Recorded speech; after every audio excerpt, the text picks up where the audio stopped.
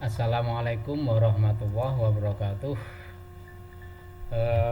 Bapak Ibu, selamat berjumpa kembali dengan saya di materi di review LK5, yaitu penilaian keterampilan. Namun maaf sebelumnya, review ini saya sampaikan berjamaah berjamaah karena ya melihat yang item yang harus dinilai itu banyak, keterbatasan mata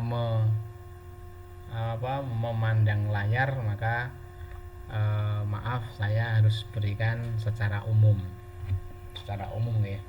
tidak seperti yang pengetahuan kemarin. Secara umum ada, tetapi di masing-masing LK ada. Ya, ini perlu saya sampaikan dulu karena memang keterbatasan mata saya untuk melihat layar. Kalau terlalu lama itu rasanya nggak karuan, maka saya berikan ini. Bapak Ibu, kenapa ini saya berikan secara umum? Ya tadi ya, jadi sudah jelas, jangan sampai ada pertanyaan, wah kok kayak gini ya, ini. Nah, kenapa review harus diberikan? Nah, ini tujuannya baru saya sampaikan. Kemarin tidak saya sampaikan. Jadi tujuannya review itu aslinya untuk mengomentari, bukan menilai loh ya, mengomentari hasil LK dari Bapak Ibu semua. Nah, bukan berarti saya pinter atau bisa, tidak. Aslinya itu lebih bisa Bapak Ibu semua, hanya karena kebetulan saya yang harus mendapatkan jatah mengomentari, sehingga ya mau tidak mau saya harus mengomentari. Oleh sebab itu ya mohon maaf sebelumnya ya. Ini baru saya sampaikan, kalau kemarin kan hanya biasa saja. Oke Bapak Ibu, dari aspek yang akan saya komentari di sini, saya hanya menilai dari dua sajalah, dari komentar dari dua komponen rubrik yang Bapak Ibu buat. Ini saya baru istilahnya saya sampaikan sekarang.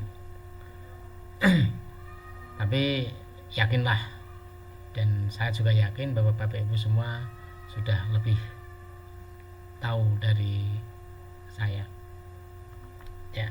Jadi matrik Bapak Ibu, rubrik yang Bapak Ibu panjenengan buat ini saya nilai dari identitas dan matrik saja. Nah, dari item ini, maka kalau saya harus menulis satu-satu kayaknya terlalu repot. Bukan mencari enaknya ya, tapi terlalu repot. Tapi saya yakin bisa memahaminya. Baik Bapak Ibu, nah hasil dari review yang sudah saya baca, hasil LK yang Bapak Ibu sudah kumpulkan, memang saya belum membaca semua, terus terang ya, sekitar 70% lah, sekitar 60-an itu yang saya baca. Saya bisa ngambil kesimpulan ternyata memang hampir permasalahannya sama seperti di penyusunan pengetahuan kemarin. Tapi kalau pengetahuan kemarin kan perlu saya memang harus memberikan satu-satu, karena itu yang paling pokok itu di situ. Ukurannya orang itu biasanya pengetahuannya, padahal jadi ya tidak. Nah, semuanya harus berperan, baik keterampilan, sikap maupun pengetahuan. Baik, dari teman-teman itu sebetulnya hanya ada 3 saja secara umum Bapak Ibu, hanya ada 3 saja. 3. Yang pertama, kita perlu lebih dalam memahami redaksi dari KADI. Karena KADI itu kemarin kan ada 2 komponen ya, komponen kompetensi dan komponen materi. Nah, Bapak Ibu dalam membuat IPK, khususnya di KADI 4 ini, kurang bisa memahami kompetensinya apa ya, sehingga nanti ada kaitannya dengan setelah kita tahu kompetensinya apa, ini harus saya buat penelitiannya dengan teknik apa, kan gitu. Kenapa? Karena kompetensi yang ada di KADI itu adalah sifatnya minimal. Kalau minimal itu kita tidak boleh kurang, tapi lebih boleh ya, minimal ya. Jadi minimal KD itu. Misalnya gini Bapak Ibu, ada sebuah KD, nyon sewu KD ini saya tidak ambil dari KD, tidak ambil dari tidak ambil dari KMA atau dari pemen, saya hanya asal membuat, tapi saya kaitkan dengan keterampilan. Jadi sekali lagi, ini saya tidak mengambil di KD, tetapi hanya sebatas pokoknya asal membuat yang keterampilan. Jadi nanti bisa di convert atau dicocokkan gitu, masalah. Biasanya ada kalimat atau KD gini, mengkomunikasikan hasil analisis tentang wudhu. Jadi keterampilan yang harus dicapai oleh anak, minimal anak bisa mengkomunikasikan hasil analisis tentang wudhu. Mengkomunikasikan. Maka untuk mencapai mengkomunikasikan ini, kita harus membuat yang namanya indikator pencapaian kompetensi atau IPK. Kemarin saya sampaikan ada indikator jembatan, ada indikator penghubungan ya. Sebelum kita mencapai pada tingkat mengkomunikasikan, memang perlu ada penghubungnya, indikator penghubungnya. Misalnya menyusun laporan pengamatan praktek wudhu. Jadi sebelum anak bisa mempresentasikan, dia itu menyusun laporan ini sih. Dan nanti yang mau dikomunikasikan apa? Hasilnya, hasil laporan ini. Kayak gitu kan. Yang kedua, mempresentasikan hasil laporan pelaksanaan wudhu. Nah, cara mempresentasikan itu bisa di lesan atau tertulis sekali. Kalau mempresentasikan biasanya lesan. Kalau menyusun laporan bisa tertulis, bisa lesan. Silakan nanti diambil salah satu. Maka ketika kita belum bisa mempresentasikan atau mengkomunikasikan ini, KD yang ada di 4.6 ini belum tercapai, belum tuntas. Nah, gitu ya. Jadi ini mempresentasikan kan hampir setara dengan mengkomunikasikan, memberikan penjelasan. Kemudian karena minimal, bolehkah kita tambah kalau sudah tercapai? Boleh. Misalnya mempraktekkan tata cara wudhu melebihi dari mempresentasikan. Boleh, nggak apa-apa. Oke. Jadi jenengan harus membuat minimal podo karo 46. KD-nya apa? Minimal itu. Nah, 461 ini adalah namanya indikator penghubung. Oke, bisa diterima ya. Jadi di sini Bapak Ibu kadang masih kesulitan ya, membuat indikator. Dan ini tidak hanya di KD 4 saja. Di KD 3 itu kemarin banyak memang yang masih keliru dalam menyusun indikator pencapaian kompetensi. Kalau kemarin saya contohkan kan titik-titik materinya apa, titik-titik materinya apa, titik-titik itu tinggal dikasih KKO-nya kan gitu. Jadi akan bisa semakin tuntas. Bisa diterima ya. Jadi IPK yang dibuat itu belum sampai, rata-rata belum sampai pada kompetensi yang dimiliki oleh KD. Yang kedua, nah, saran saya pahami KD sebelum buat IPK. Kompetensi standarnya yang diinginkan itu apa? Kalau memungkinkan, buat indikator jembatan atau perantara yang tadi nomor 2 ini. Nah, karena kan tidak mungkin kita langsung mencapai itu, pasti ada tahapan-tahapannya. Yang ketiga, IPK tidak boleh kurang dari standar KD. Kalau melebihi boleh. Jadi ini jangan sampai hanya satu menyusun saja. Tapi biasanya langsung mengkomunikasikan langsung.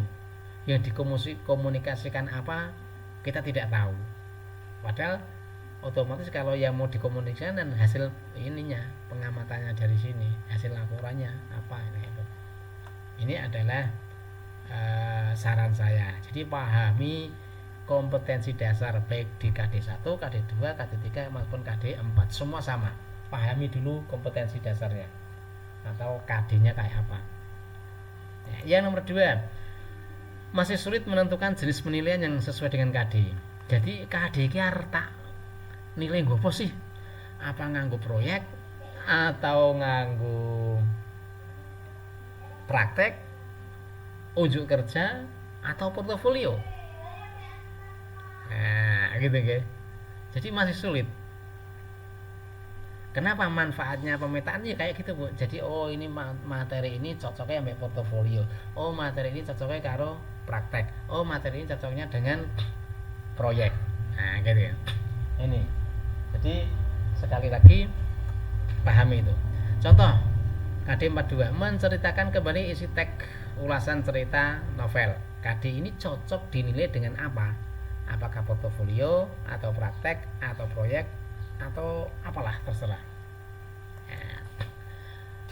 Nah, untuk mengetahui KD-KD ini cocok dinilai dengan apa, kita akan kasih gambaran saja.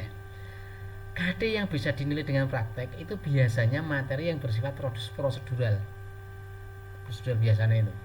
Kemudian yang unjuk kerja ya hampir seperti prosedural, tapi tahapannya lebih luas, tidak kaku.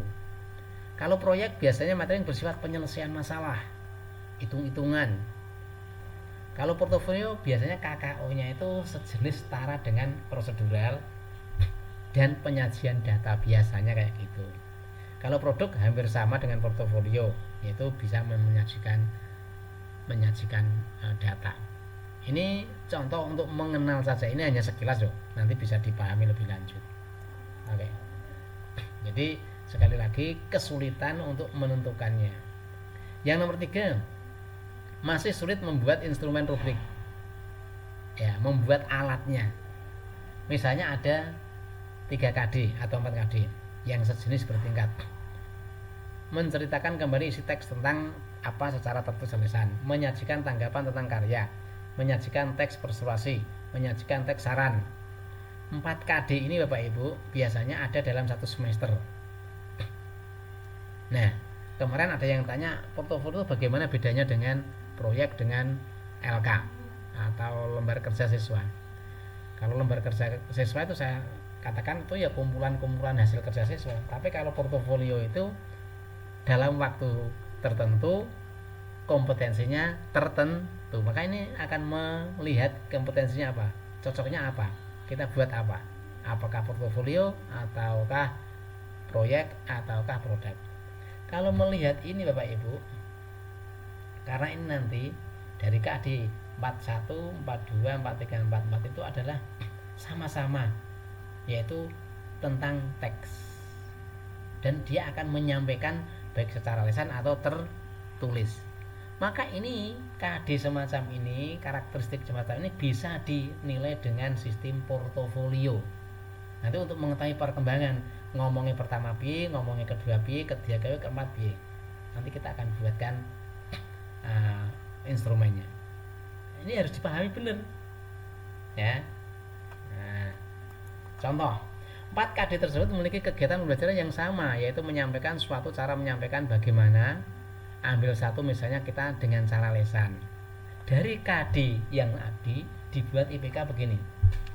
41.1 menceritakan kembali teks. Yang kedua mengkomunikasikan tanggapan. 431 mengkomunikasikan teks persuasi, mempresentasikan ringkasan teks. Kita lihat 4-an.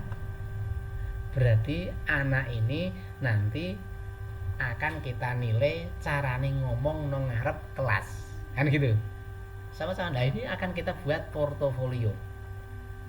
Jadi ngomong pertama piye, ngomong kedua piye, ngomong ketiga piye, ngomong keempat bagaimana, nanti akan kita ketahui perkembangannya. Contoh misalnya gini, rubrik portofolio tadi, KD tadi dinilai dengan cara portofolio ya. Ada 4 kolom 1, 2, 3, 4 itu asumsinya adalah tadi KD 1, 2, 3, 4 ya. Materinya jelas, tag apa dimasukkan. Sikap, ini adalah yang mau dinilai. Ketika anak maju apa yang dinilai? Oh, sikap. Selain sikap, oh karena menyampaikan dengan lisan, oh intonasi atau artikulasi. Yang selanjutnya ada kesesuaian dengan materi. Nah, maka dari kolom 4 ini asumsinya adalah 4 indikator yang dibuat tadi. Ya. Setelah itu dibuatkan KPI-nya, silakan dilanjut sendiri dengan buat kriterianya. Maka di sini nanti dibuat kriteria sikap itu bagaimana? Kriteria intonasi artikulasi itu bagaimana ketika anak ngomong? Kriteria kesesuaian materi itu bagaimana? Nah, rubrik ini untuk mengetahui peningkatan kemampuan mempresentasikan teks bahasa anak di depan kelas. Nah, ini harus dibuat Bapak Ibu. oh ternyata KD itu cocok dinilai dengan cara portofolio. Kalau sudah dibuat portofolio, maka kira-kira sing tak nilai apa ya. Nah, inilah. Jadi perlu kita pahami betul. Perlu kita pahami terutama di dalam memahami KD-nya. Saya kira itu Bapak Ibu. Jadi pemahaman KD itu sangat penting sekali untuk lanjutkan perilaku atau ketentuan selanjutnya. Jadi setelah kita tahu mau diapakan tuh ya nomor satu dari KD itu.